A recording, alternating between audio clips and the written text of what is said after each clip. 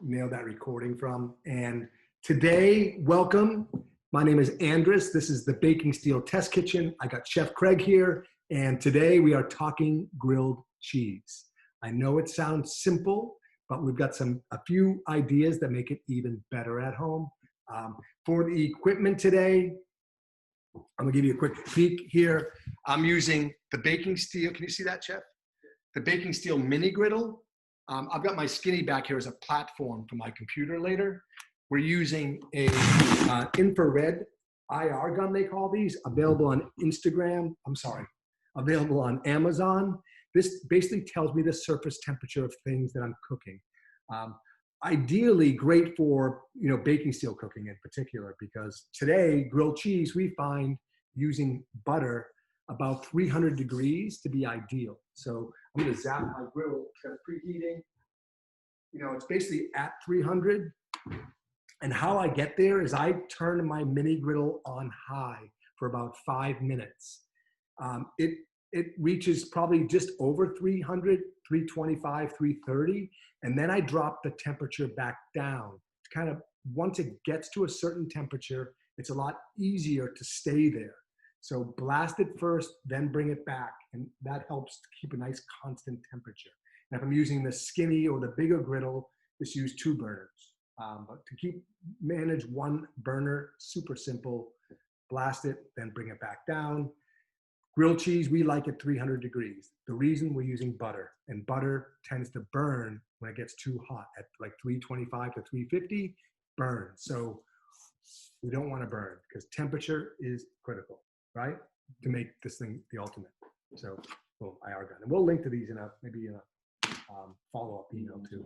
Okay, cool. All right, so for grilled cheese, mise en place, obviously cheese. Typically, when I make grilled cheese, I just go through my fridge and make whatever I have available.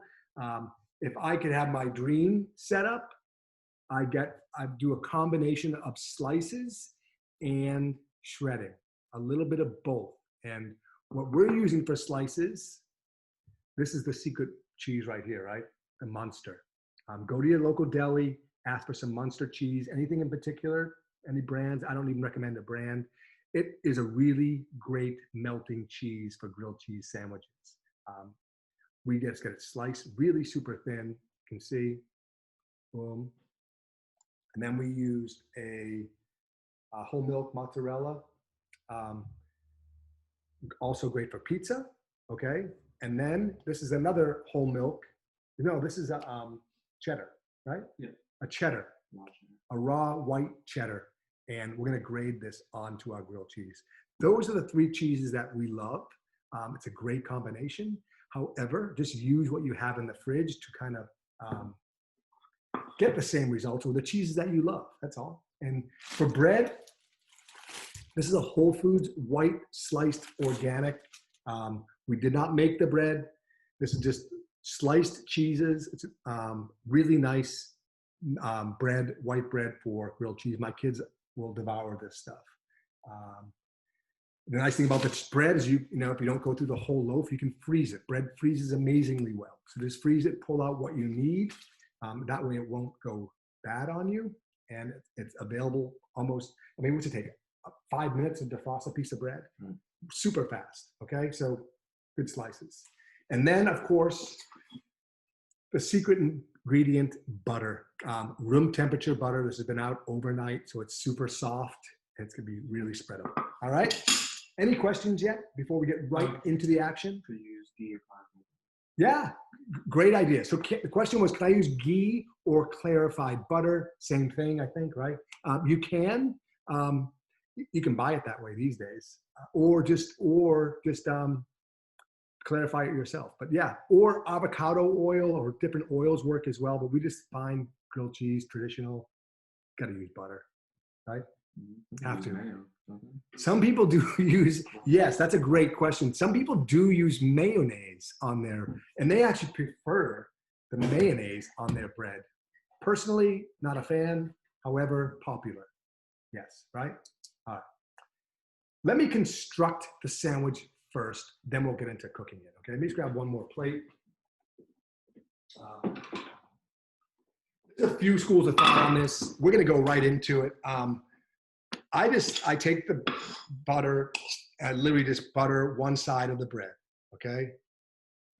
We're using 2 slices of bread here. This is not going to be a Big Mac. It's going to be, so 1 and then 2. I only do one side of the bread.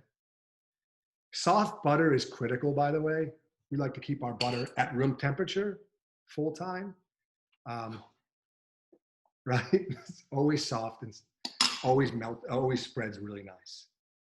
So that's my buttered bread. The butter side is going to go down to the griddle. The way we layer the cheese, not important. However, I do the slices down first.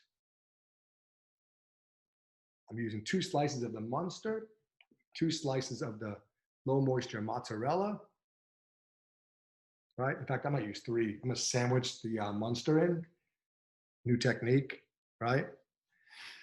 And now I'm gonna take my Wonder Shredder and just literally grade cheese strips right onto my sandwich. Okay, clean that up a little bit. Get back to my butter piece right here. And if you want to season this with a little salt and pepper, feel free, or tomatoes, pickles, avocado, bacon, this is the time to do it, okay? 2 schools of thought on baking these. Some people would like to do it like half and half. We're going all in, okay? That's our grilled cheese. I'm gonna move my camera onto the stovetop so you guys can see. Is that close enough? Great. Is that good? Too much? And I'll stand right in front of it. Maybe I can block some of that off. And I'm gonna double check the temperature using my IR gun. And we're at about 290 degrees, pretty much corner to corner. I don't put anything down on my griddle. It's beautifully seasoned, it's smooth and it's polished. Take my sandwich and literally just place it on the steel. And we're gonna let this cook for about 2 or 3 minutes on each side. It's a slow and methodical bake. We're not, in other words, I'm not going, that's bad lighting here. Yeah, let me go back. I got my timer on. It's a slow cooking process. I don't want my temperature too high. I know a lot of us with our kids sometimes will, they're screaming for a grilled cheese. We blast the heat, we get it too hot and we burn the bread. So similar to how we cook eggs, a much more constant temperature, 300 we find to be working great, especially when you're using butter. That's a good number to use. Get yourself an IR gun, right? And that's it. Can you use the regular baking steel? Yes, great question. Can I use the original baking steel or like the modernist cuisine on the stovetop? The answer is unequivocally yes. You can just place it on your stovetop. Be mindful that, in fact, there's no fat on the grilled cheese, so be mindful nothing spills off the side. But with the grilled cheese, you don't need to worry about that anyway. It makes awesome grilled cheeses. So be even heat, no worries. We have a funny question coming up. A statement, funny statement. What we got? You guys and gals should sell Andrus authenticated t-shirts and gray sweatpants. That's a great call. We're going to do that. Gray sweatpants. I wear the same thing every single day, by the way. I have multiple of the same colors. I don't wear the same shirt, but I do wear. Like Doug. We're Doug, the common strip. Doug, we wear the same vest. Yeah, it's just easier for me to just wear the same thing every day.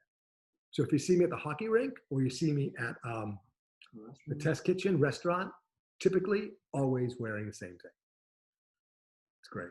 It's amazing.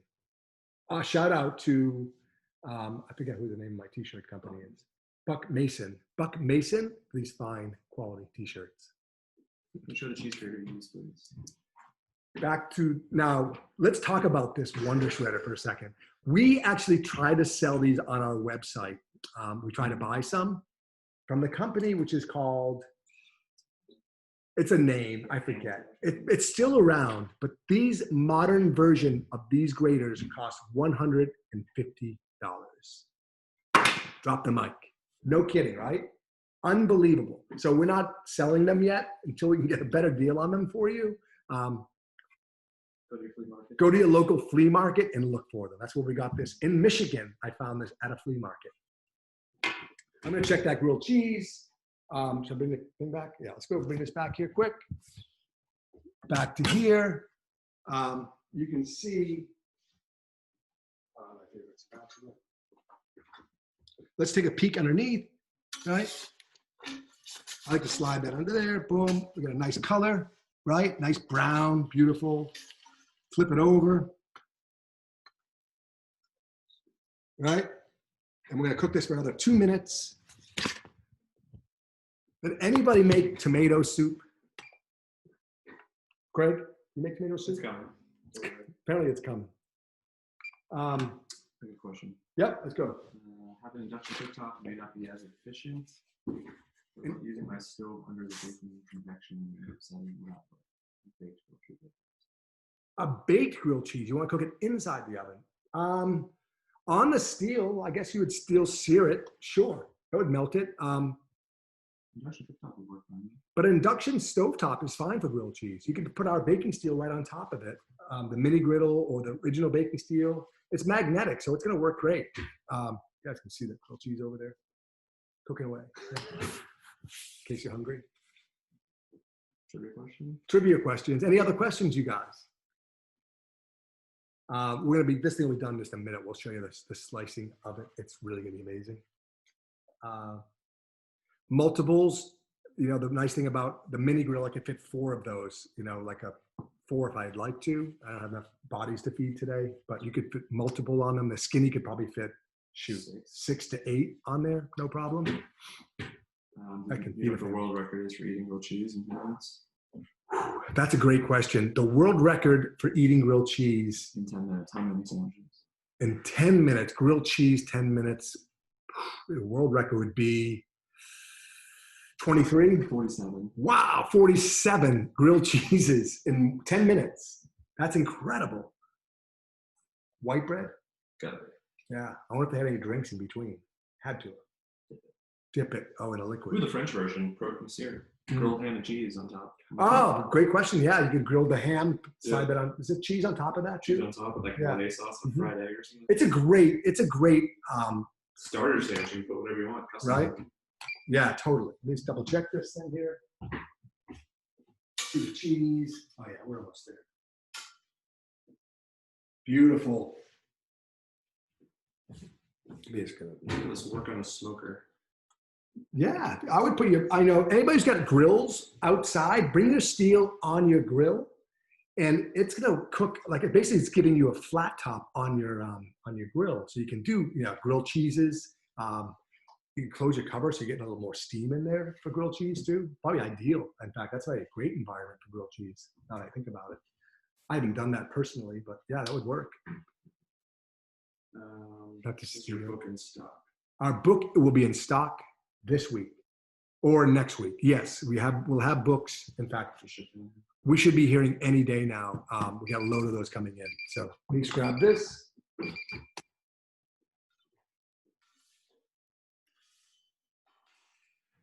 You can see we got a really nice golden brown on our sandwich. It's not too dark. It's just a beautiful color.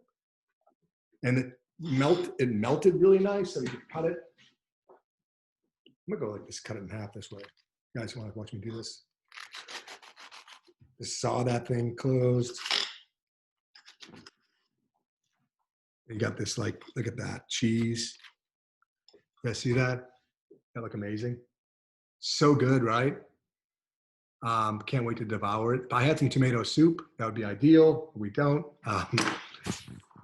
Anyway, that's our grilled cheese today. It looks amazing, smells amazing. Kind of a classic dish that I like a little avocado on there too. Mm-hmm. Or a vegan version. You can do a vegan version with vegan cheeses. Any kind of breads work too. Just anyway, really fun thing to make. Really simple and a crowd pleaser. if done with a little mindfulness. All right. Any other questions, Chef? How long for preheat of the griddle? Great question. How long do I preheat the griddle on the stovetop? I'm using direct heat only, so I can blast that literally 5 minutes before class started. I got that griddle up to temperature, and then I just dropped the temperature back to like kind of at a nice simmer, but it's keeping that constant temperature at 500 degrees. I'm sorry, 300 degrees. 500 would be too hot. Anybody else? Is it considered poor form to have grilled cheese for breakfast? It is not considered poor form. So the question was, is it considered poor form to have grilled cheese at breakfast? And the answer is no. This is a quality, healthy breakfast. Just make sure you make a fruit shake with it. Balance out that cheese. Yeah, or fried egg. Fried egg's nice too. All right, thank you guys for coming, and we hope you enjoyed it. We'll send you guys a follow-up email with another video of this, and thanks. Andrews from the Test Kitchen with Craig from the Test Kitchen. See you soon.